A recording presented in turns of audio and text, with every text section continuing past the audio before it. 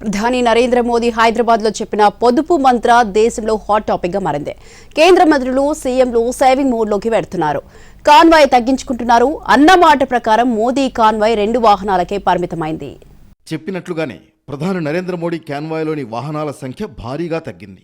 2 వాహనాలతోనే ఆయన ప్రయాణించారు. ఇంధన పొదుపు చర్యల్లో భాగంగా ఈ మార్పులు చేశారు.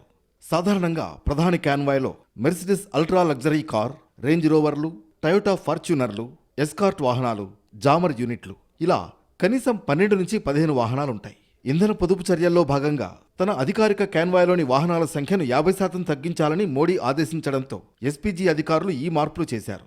ప్రోటోకాల్ ప్రకారం ఆయన వెళ్లే దారుల్లో భద్రతా ఏర్పాట్లు కంటిన్యూ అవుతాయి.